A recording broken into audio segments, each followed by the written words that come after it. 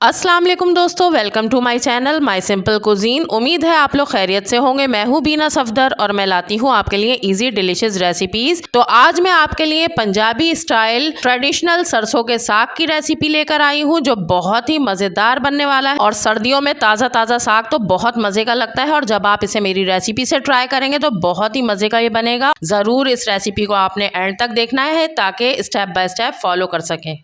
यहाँ पर मैंने तकरीबन 1.5 किलो के करीब साग लिया है, और अब इसको साफ़ करेंगे और काटेंगे तो ये 1 किलो के करीब रह जाएगा। और इसको डंडियों के साथ काटना है, जैसे मैं काट रही हूँ, लेकिन बहुत ज़्यादा मोटी मोटी डंडियाँ नहीं लेनी। जितनी मैंने ली हैं डंडियाँ, इसी तरह आपने डंडियाँ लेनी हैं।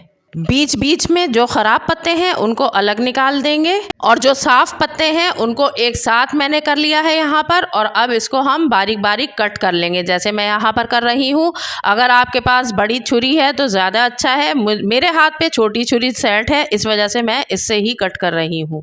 और यहाँ पर ये पत्ते मैंने सारे इसके कट कर लिए हैं। इसके साथ ही यहाँ पर तकरीबन 3 पाव पालक ली है मैंने। पालक की भी पीछे से डंडियाँ निकाल कर अलग कर दी हैं, और इसके पत्तों को भी बारीक बारीक काट लिया है। अब एक बंच मैंने मेथी का ले लिया है, और इसकी डंडियों में से पत्तों को अलहदा कर लेंगे, जैसे मैं यहाँ पर कर रही हूँ।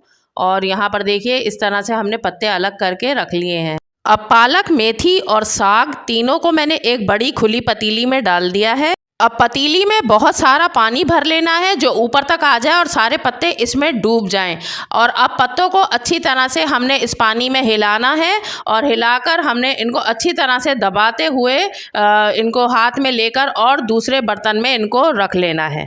और सारे पत्ते निकालने के बाद हम पतीली के पानी को चेंज करेंगे, और 2-3 दफ़ा इसमें पानी बदल बदल कर इन पत्तों को धो लेंगे। और साग को धोने के बाद अब इसमें 2 गिलास पानी ऐड कर रही हूँ साग को पकाने के लिए, क्योंकि साग में अपना पानी भी होता है, तो ये 2 गिलास पानी के साथ पक जाएगा। अब इसमें मसाले शामिल करेंगे, जिसमें मैंने मोटे वाले लहसुन की यहाँ पर कलियाँ हैं, तकरीबन 20 के करीब ये कलियाँ होंगी, ये मैंने इसमें ऐड कर दी हैं। इसके साथ ही यहाँ पर छोटी वाली पतली हरी मिर्च जो होती है, ये थोड़ी तेज़ होती है, तो कि मैंने 15 मिर्चें ले ली हैं। अगर आप कम मिर्चें खाते हैं तो कम ऐड करें, और अगर ज़्यादा मिर्चें खाते हैं तो इसमें थोड़ी और शामिल कर लें। 1 टीस्पून सॉल्ट ऐड कर रही हूँ। सॉल्ट आप अपने टेस्ट के अकॉर्डिंग लेंगे। अब इस पतीली को कवर कर देंगे, और लो फ्लेम पर हमने इसको तकरीबन 2 घंटे के लिए रखना है साग को गलाने के लिए। तकरीबन 2 घंटे मैंने साग को पका लिया है, और अब आप यहाँ देख सकते हैं कि साग में सारी चीज़ें तकरीबन गल गई हैं, हरी मिर्चें, लहसुन और साग वगैरह।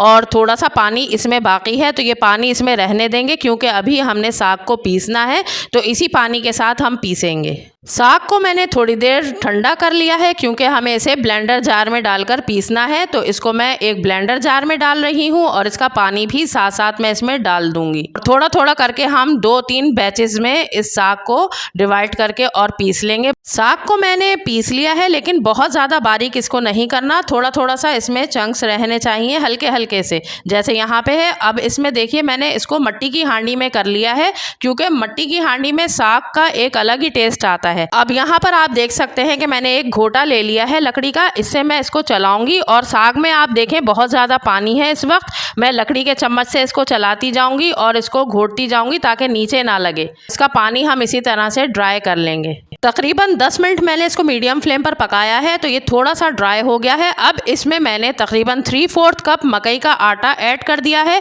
और मकई का आटा डालने के बाद हमें इसको तेज़ी से जल्दी जल्दी चलाना है, ताकि मकई के आटे के लम्प्स ना बने, और इसी तरह से हमने इसको चलाते हुए ड्राई करना है।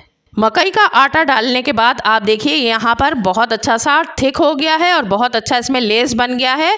और आप इसकी कंसिस्टेंसी चेक कीजिए, ये देखिए कितना अच्छा सा ये थिक हो गया है, और इतनी ही कंसिस्टेंसी हमने रखनी है, इससे ज़्यादा इसको ड्राई नहीं करना। तो अब मैं फ्लेम को ऑफ करूँगी और इसका तड़का तैयार करूँगी। एक पैन में 1 टेबल स्पून बटर डालकर गरम करेंगे, और इसके साथ ही इसमें मैंने 3 टेबल स्पून देसी घी के ऐड कर दिए हैं। देसी घी से और बटर से बहुत ही अच्छा सा इसका फ्लेवर आएगा। और अब इसमें मैंने तकरीबन 4 से 5 कलियां लहसुन की स्लाइस करके इसमें ऐड कर दी हैं। 6-7 लाल सूखी मिर्च ऐड करके इनको 1 मिनट फ्राई करेंगे। अब इसमें 2 इंच का अदरक का टुकड़ा था, उसको मैंने लंबाई में कट करके ऐड कर दिया है और इन सारी चीज़ों को हम 1 मिनट तक फ्राई करके गोल्डन कर लेंगे। अब ये सब चीज़ें गोल्डन हो गई हैं तो यहाँ पर मैंने इतना साग इसमें ऐड कर दिया है जितना एक वक्त में मुझे इस्तेमाल करना है। और ये देखिए मैंने इसको तड़का लगा लिया है जितना साग मुझे एक वक्त में इस्तेमाल करना था। बहुत अच्छी इधर तड़के की खुशबू आ रही है।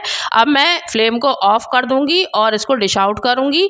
और जो बाकी साग पतीली में रह गया है इसको मैं एक जिपलॉक बैग में करके और फ्रीज़ कर लूँगी और बाद में जब मुझे खाना होगा मैं इसको निकाल कर गर्म करूँगी, ऊपर से तड़का लगाऊंगी और खाऊंगी। इसी तरह से आप भी इसको फ्रीज़ कर सकते हैं। और इसको मैंने डिश आउट कर लिया है। बहुत ही मज़े का ये साग बना है और मैं इसको ट्राई कर रही हूँ। इसको आप सादी रोटी के साथ या मकई की रोटी के साथ खाएं, बहुत मज़े का लगता है। और मकई की रोटी की रेसिपी भी मैं आपके साथ इंशाल्लाह ज़रूर इसके बाद शेयर करूँगी, वो देखना ना भूलिएगा। तो व्यूवर्स, ये मेरी आज की ट्रेडिशनल स्टाइल में साग की रेसिपी थी। उम्मीद है आपको पसंद आई होगी। इसको ज़रूर मेरी रेसिपी से ट्राई कीजिएगा और अगर पसंद आए तो इसे एक लाइक दीजिएगा और मेरे चैनल को सब्सक्राइब करके इस वीडियो को अपने फ्रेंड्स और फैमिली में शेयर कीजिएगा। तो चलिए फिर मिलते हैं किसी और अच्छी सी रेसिपी के साथ। तब तक के लिए अपना ख्याल रखें, मुझे दुआओं में याद रखें। अल्लाह हाफिज़।